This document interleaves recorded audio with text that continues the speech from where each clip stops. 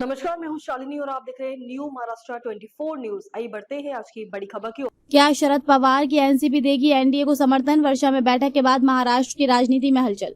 मुख्यमंत्री के आवास वर्षा पर एनसीपी के दोनों गुटों और देवेंद्र फडणवीस की बैठक के बाद महाराष्ट्र की राजनीति में हलचल तेज हो गई है।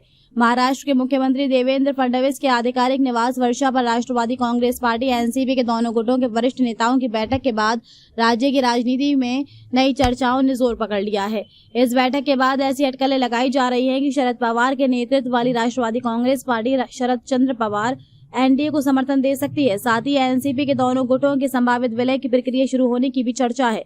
बैठक में शरद पवार गुट के प्रदेश अध्यक्ष जयंत पाटिल, अजीत पवार गुट के प्रदेश अध्यक्ष सुनील तटकरे और वरिष्ठ नेता प्रफुल्ल पटेल मौजूद थे। मुख्यमंत्री देवेंद्र फडणवीस के साथ करीब 1.5 घंटे तक चली इस बैठक में राज्य के मौजूदा राजनीतिक घटनाक्रम और विभिन्न मुद्दों पर चर्चा होने की जानकारी सामने आई है। मिली जानकारी के अनुसार बैठक में एनसीपी के दोनों गुटों के संभावित विलय पर प्रारंभिक स्तर पर चर्चा हुई। वर्ष 2023 में पार्टी में हुई टूट के बाद एनसीपी 2 हिस्सों में बंट गई थी। इसके बाद कई बार दोनों गुटों के फिर से एक होने की अटकलें सामने आई, लेकिन उन्हें कभी आधिकारिक रूप नहीं मिला।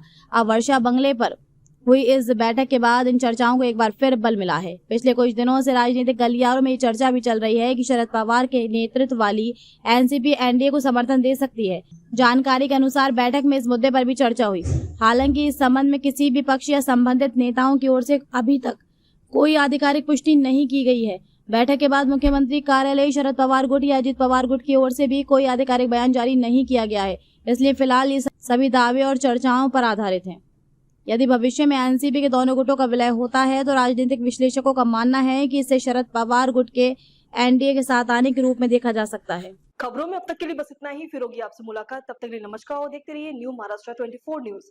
ऐसे ही लेटेस्ट अपडेट पाने के लिए हमारे चैनल को सब्सक्राइब करें और तुरंत नोटिफिकेशन पाने के लिए बेल आइकन दबाना न भूलें। यदि आप हमें फेसबुक या इंस्टा के माध्यम से देख रहे हैं तो हमारे पेज को फॉलो जरूर करें। धन्यवाद।